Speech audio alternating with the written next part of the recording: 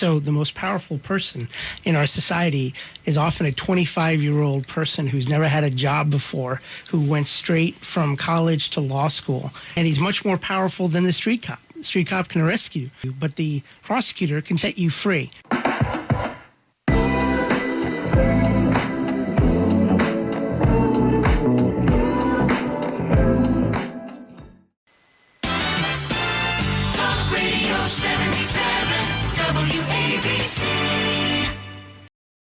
Welcome back to the John Catsimatidis Cats on Night Show. I'm Lidia Curanaj here with John Catsimatidis as well as Governor Pataki. Welcome, Governor. Thank you for being here with us. And we also have another special guest in studio.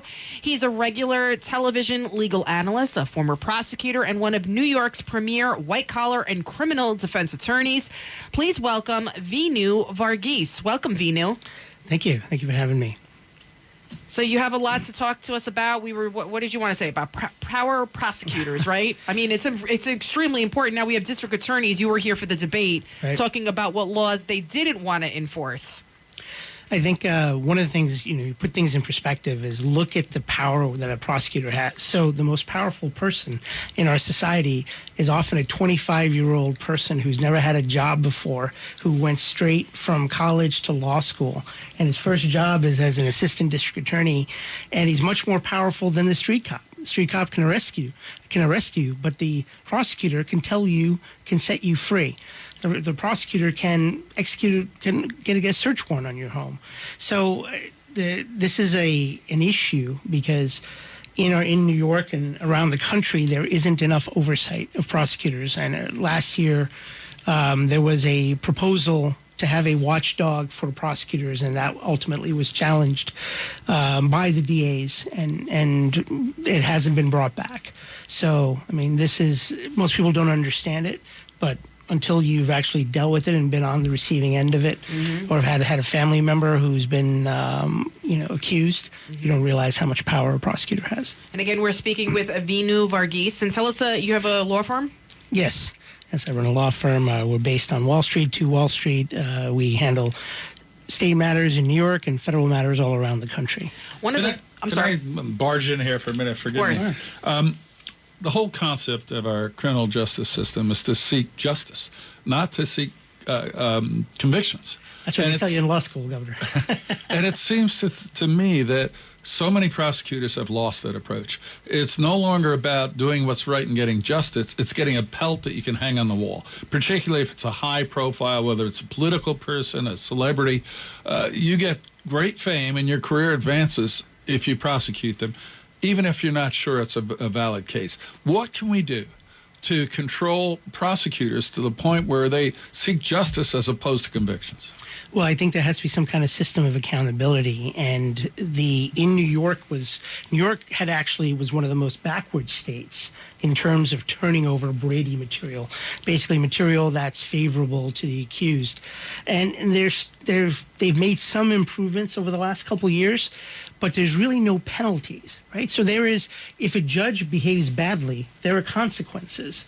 But if a prosecutor behaves badly, nothing really happens. And you can't sue them, you can't do anything. That's correct. It's nearly impossible. There's no checks and balances.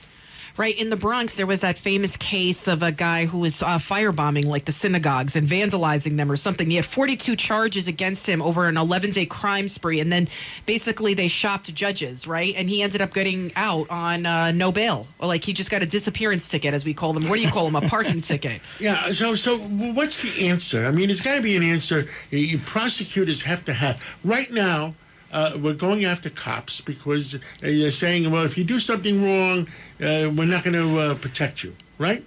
Under the new... the qualified immunity. Right. Now, what do you do with prosecutors, Governor? John, I think that's a very good point. There's just no consequence. If a prosecutor abuses their power, brings a case that should have never brought, lose the case, there's no consequence. And I don't know. I'd be curious as to if you have thought about things that could be done to create a balance where the prosecutor has some risk for bringing an obviously unfair case.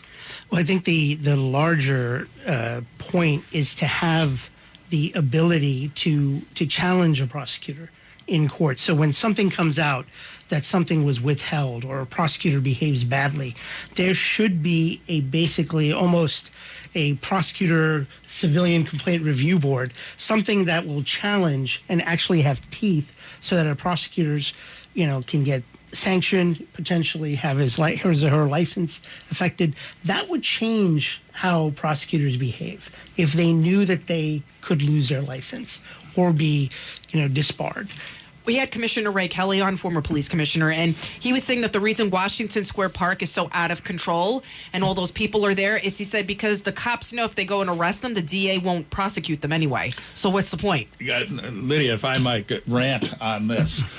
When you were talking earlier about the DA's debate, when they said which laws they wouldn't choose to enforce, that's a violation of their oath of office. Really? They take an oath of office to uphold the Constitution and the laws of the city and the state of New York, not the ones they agree with, all of them. And what I did when I was governor, rarely but occasionally, is I would remove a district attorney from a case and appoint a special prosecutor when the district attorney made it plain they refused to pursue the case because they didn't agree with the law. And you did that with Robert Johnson. I did that with Robert Johnson in some cases. And it's the governor's obligation to make sure that the laws are enforced. And you cannot have different laws in different counties because prosecutors have a different sense of what they like. It has to be one standard of justice across the state. Sadly, we don't have that right now. And you talk about Washington Square. That's a classic example. They are breaking the law. The district attorney won't bring charges. It's up to the governor to hold that district attorney accountable to bring those charges or put somebody in place who will. So that's why that's a good idea, Vinoo, that you're talking about. There needs to be some sort of civilian or overview board that oversees this to make sure that that they are acting well, we always ask for a civilian review board for the police officers. Right. I think that's the answer, Governor. Cy Vance has fought that. How about a civilian review board for prosecutors? Right. Cy Vance has fought things like that for a long time. Much as I disagree with District Attorney Vance and is not prosecuting these cases, on this I think I might agree with him. I worry about an outside political influence looking over the shoulder of the district attorneys. We have to do something. They're not accountable right now. I'm not sure we know what that is. But why isn't the governor doing something? I mean, he, like you said, there's supposed to be there was a bill to have a prosecutorial oversight board, but then it was challenged by the district attorneys, by Vance and others. Really? And they found that it was found to be unconstitutional. They said it affected separation of powers. So they have to figure out a new. Look, I firmly believe equal justice for all, and it seems like in the last couple of years we're nowhere near it. Right. Look what happened to Trump's CFO. That's never been done before. Oh, look what happened to what's his name? Bill Cosby? Is that what you're going to talk about? No, not Bill Cosby. Stone? Roger Stone? Roger Stone. You have 28 FBI agents. You have submarines. You have and you have television. Right, and right. you have television. And a TV crew. Right. I mean, who's calling that shot? Right. It's scary, especially what Colonel North said, that he feels there's a big demoralization in the ranks of law enforcement and intelligence. And in the military, which is really he was running intelligence for a while. Yes. We all know that. Well, we have a minute left. We have 30 seconds left. Thank you for coming in today, and we hope to have you back again because I think you got some good things to talk about. Vinoo, if people want to find you, how can they do it? Go to our website, vargheselaw.com, VARGHESELAW.com. Nobody's going to remember that. You have to come up with something simple. Varghese. Okay. All right. No. I mean, I'm a marketing person. Yeah, you got clearly I could need some lessons from you. Take his advice. Well, thank you for coming in today, Governor. Thank you for being here. Thank you for everything you do for our state, our country, and the world. And Lydia, thank you for holding me up. You got it. God bless. Thank you all listeners, and God bless New York, and God bless America.